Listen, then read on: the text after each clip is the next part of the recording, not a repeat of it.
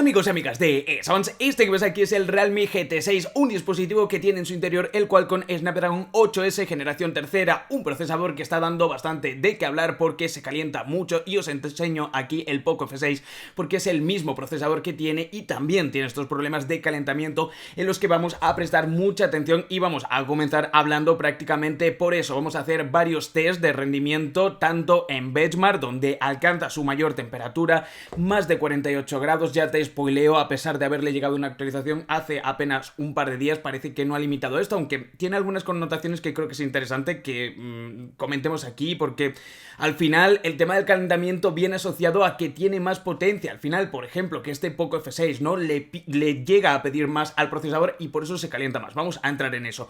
Muchas pruebas de juegos, ¿vale? Con los principales del mercado, Genshin Impact, PUBG Mobile, Fortnite, Sky, Hijos de la Luz, Rally Horizon. Vamos a poner a prueba este Realme GT6. Comenzamos.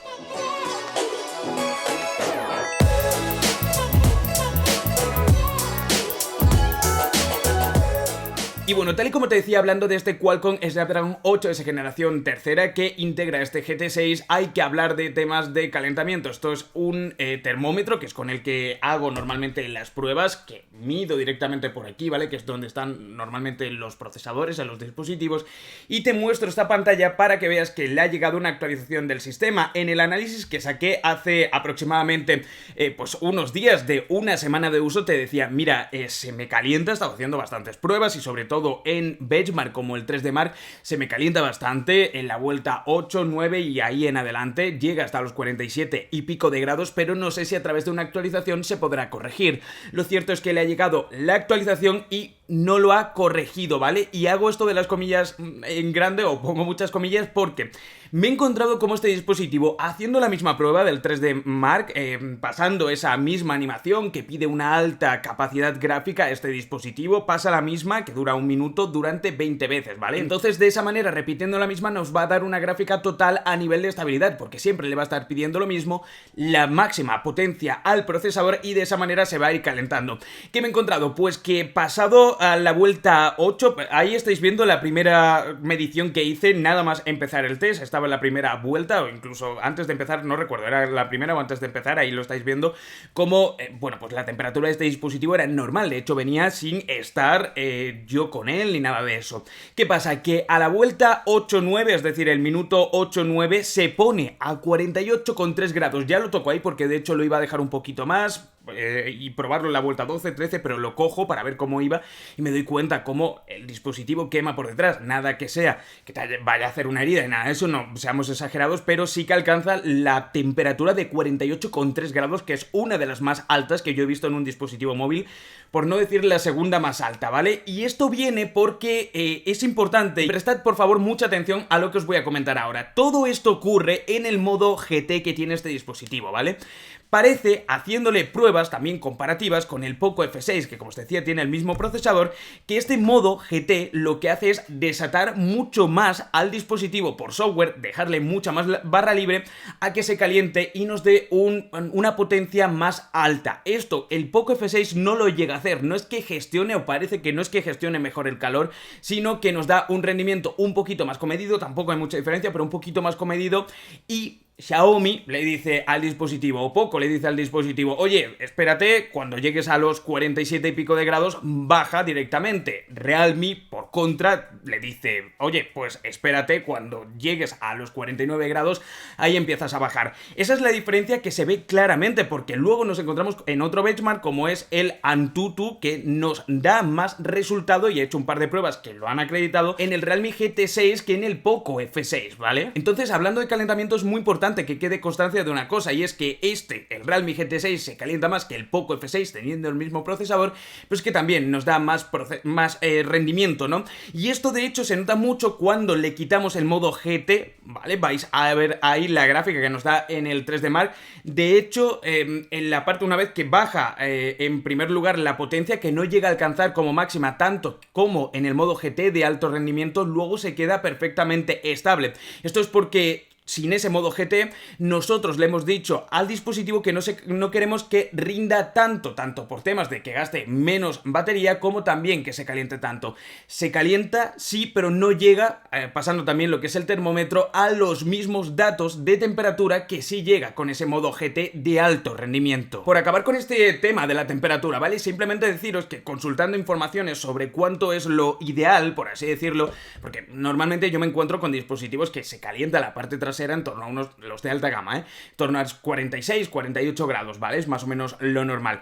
¿Qué pasa? Que viendo lo que sería recomendable, todos, tanto fabricantes como por ejemplo he encontrado documentación de Huawei, como también desarrolladores como Google, que es la que hace el propio Android, dicen que lo ideal sería estar entre 45 como mucho 50 grados. No llega a ese máximo, pero sí que hay dos vertientes. La primera, no creo que a largo plazo, si juegas mucho y tal, tengas muchos problemas a nivel de que los componentes se degraden más por el hecho de que se caliente también más, si no, quitarle el modo GT y ya está.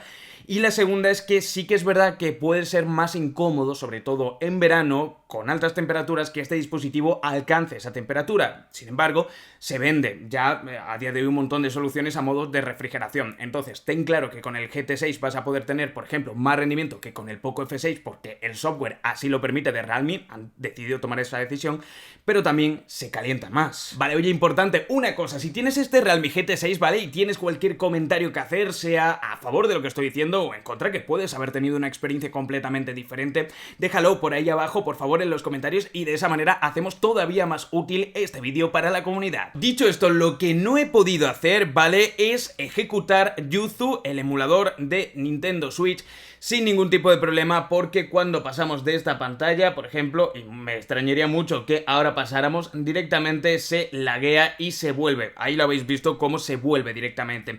Esto es lo mismo que le pasaba cuando hice las pruebas en este Poco F6. Parece que no hay soporte, a día de hoy al menos, para este procesador. Si quieres este dispositivo para jugar a emuladores como esto, ten en cuenta que el Qualcomm Snapdragon 8S generación tercera, al menos en este emulador, de momento no ha sido optimizado. Y bueno, hablando ya de temas de juegos en sí, ahí estás viendo la captura en este GT6 de el Fortnite. A máxima capacidad gráfica, yo creo que es más que evidente que fluye sin problemas, va bien, tiene potencia de sobra, y realmente es que, vamos, al final esto sirve para todos los juegos, y tenlo en cuenta para todos los juegos. A día de hoy no hay nada en Google Play ni fuera de Google Play a nivel Android que haga pasar aprietos a un dispositivo con un rendimiento como el que tiene este, de en torno a 1.500.000 puntos de Antutu. Otra cosa es que tú al final veas este dispositivo con planteamiento de que te ejecute gráficos AAA, por así decirlo, o la máxima capacidad gráfica en juegos de dentro de 4 años. Ahí tiene más sentido irte a un dispositivo de este rendimiento, pero a día de hoy, y ahí estáis viendo ya también capturas directamente del Rally Horizon, que no te va a dar ningún tipo de problema. Se ejecuta a máxima capacidad gráfica de forma completamente fluida en cualquiera, con muy buenas sombras, con muy buenos colores, y sobre todo eso, la fluidez en juegos que van muy rápidos se nota bastante. Lo mismo también en juegos bastante exigentes a nivel gráfico como Sky, Hijo de la Luz, donde quizás lo que más valoro es el tema de las iluminaciones, de la fluidez, porque es un juego bastante rápido donde el personaje vuela, da saltos, planea. Es una delicia, a mí me encanta este juego, lo descubrí hace poco y me parece muy top, y a nivel gráfico también podemos tocarlo para, digamos, ajustarlo a las condiciones de nuestro dispositivo, y este lo abre sin ningún tipo de problema. Luego vemos otro clásico como es el Genshin Impact, también uno de los juegos más exigentes del mercado, que supera sin pestañear a máxima resolución con todos los ajustes máximos de gráficos, y tras varios minutos ni se calienta. Es que tened en cuenta también una cosa muy importante, es que lo del calentamiento que hablábamos al principio en el 3D Mark es porque una aplicación le está exigiendo el máximo posible durante 20 minutos, ¿vale? Normalmente, como os digo, es que los juegos que tenemos a día de hoy en Android no exigen lo máximo posible en dispositivos. Sí que es cierto que necesitamos ciertas potencias para jugar, por ejemplo, al Genshin Impact, como os decía, a máxima capacidad gráfica, pero no está exigiendo, digamos, al 90%, siquiera la potencia de este procesador.